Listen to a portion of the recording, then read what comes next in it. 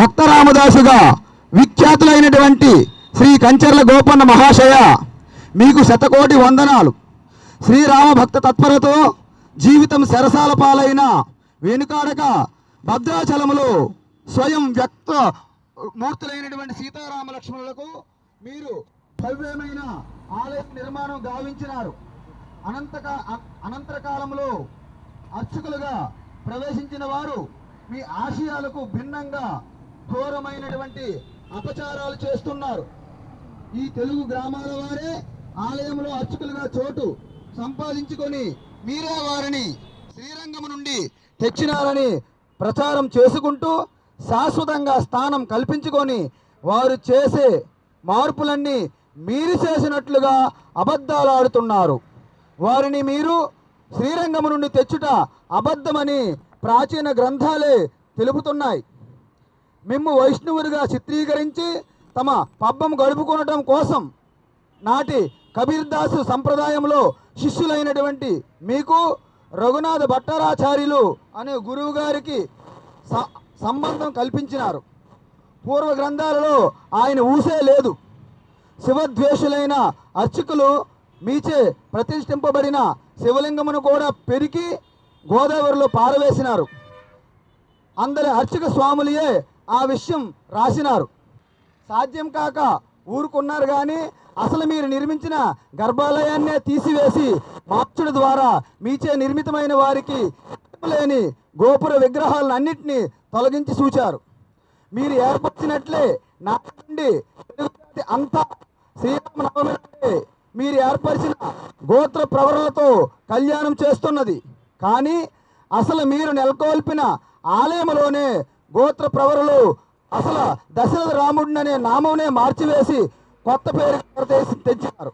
శత పద్యాలలో అంటే 100 పద్యాలలో భద్రగిరి దాశరథి కరుణాపయోనిధి అని మీరు రాముణ్ణి దశరథ తనయుడిగా పుత్రుడిగా కీర్తింపగా నేడు వీరు రాముడు దశరథ పుత్రుడు కాదని పాయసానికి పుట్టాడు కావున తండ్రి లేడు అని ప్రచారం చేస్తూ కళ్యాణములో శ్రీరాముని తండ్రి మామగారు పేర్లు తొలగించినారు.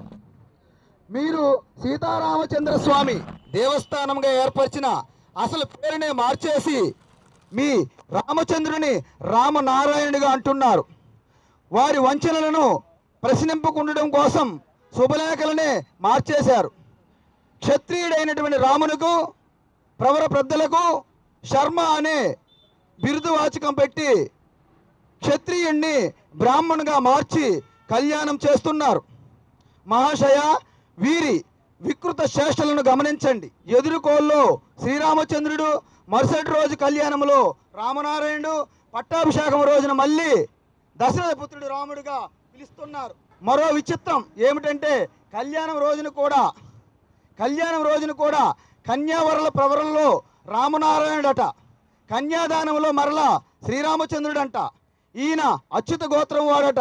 అలా మీరు చేసిన వ్యవస్థను చిన్న భిన్నం చేసి అంత ఆగమ చేస్తున్నారు.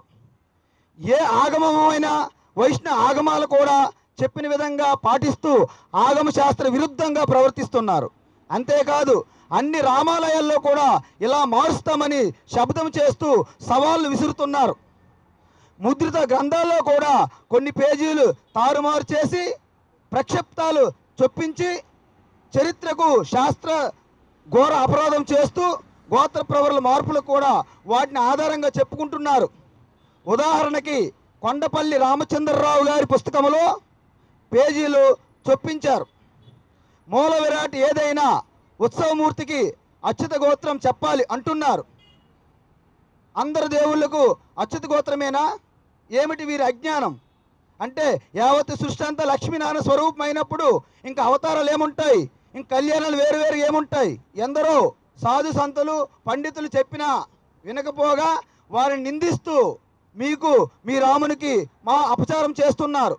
వాళ్ళు చేస్తున్న తప్పులు సమర్థించుకోవడం కోసం పాత తాళపత్రాల ఖాళీలలో పిన్నిస్తో వాళ్ళకు అనుకూలంగా 1-2 పదాలు రాసి కోర్టుకు చూపుతున్నారు. అంటే కోర్టుకు కూడా కుచ్చుటోపి తొడుగుతున్నారు, వంచన చేస్తున్నారు. ఆలయ నిర్మాతలైన మీ యొక్క దశవిధ శాశ్వత వ్యవస్థ చేసిన తూము నరసింహదాసు గారి యొక్క భూరి విరాళ దాతల యొక్క ఆశయాలు నెట్టేసి ఉద్యోగులుగా ఉన్న అర్చకులు దురాక్రమణ చేస్తున్నారు. అర్చకులు చేస్తున్న అక్రమాలను తూము నరసింహదాస్ గారే చందూలాల్ గారికి చెప్పడం చరిత్ర చెబుతోంది. భక్తులు ఇచ్చిన కానుకలన్నీ వాళ్ళు హరిస్తున్నారని, దేవునికి నివేదించవలసినవన్నీ బొక్కేస్తున్నారని ఆయన విన్నవించుకున్నారు. మీరు ఏర్పరిచిన మీ సేవా కైంకర్యాలను వారికి అనుకూలంగా మార్చుకుంటున్నారు. మీరు 3 మంగళసూత్రములు కూడా తయారు చేశారు.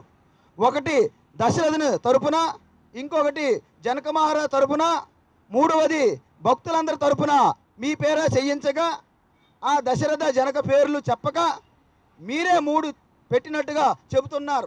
ఒక పక్క మీ రాముని చేతిలో శంకు చక్రాలు భర్త శత్రుఘ్నులని చెప్తూనే భర్త శత్రువుల మధ్య ఉన్నవాడు రాముడు కాక నారాయణుడు ఎలా అంటున్నారు. వ్యాస భగవానుడు బ్రహ్మపురాణములో స్థల పురాణము తమరి రచనలు తూము నరసింహదాసు కృతములు కాక ఏదో వంక చెప్పి మార్చడానికి వీరెవరు? వీరికి ఎవరిచ్చారు అధికారం? మహాశయ, దివ్య స్వరూపులైన మీరు చేసిన నామగోత్ర ప్రవరాది వ్యవస్థనంతయు ఇలా చిన్నాభిన్నం చేస్తున్న ఈ అర్చక చర్యలను సరిచేసి మీరు ఆరంభించిన సేవలు సక్రమంగా కొనసాగినట్లు చూడవలనని రామభక్తులమైనటువంటి మేము విజ్ఞప్తి చేస్తున్నాం. అందుకే మిమ్ము మరీ ప్రార్థిస్తున్నాం. ఈ అర్చకుల వెనక ఒక అదృశ్య శక్తి నడిపిస్తుంది. వారు క్షేత్రాలన్నీ తన ఆధిపత్యంలో తెచ్చుకొని ఒక సామ్రాజ్యవాదానికి తెరతీస్తున్నారు.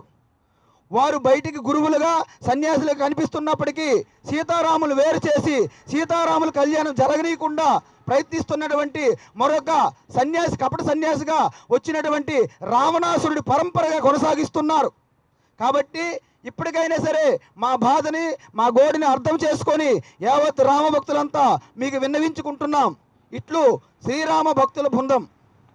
భద్రాచలం జరిగిన ఘోరోపచారాలు తెలియజేయడం కోసం ఈ విధంగా దీనిపైన అనేక కరపత్రాలు, న్యూస్ పేపర్ క్లిప్పింగ్స్, వీడియోలు అన్నీ కూడా గీతా విజన్ వెబ్సైట్లో పొందుపరిచాం. ఎవరికైనా ఇంకా సందేహాలుంటే ఈ యొక్క గీతా విజన్ వెబ్సైట్లో మరిన్ని వివరాల కోసం మీరు దర్శించవచ్చును. జై శ్రీరామ్.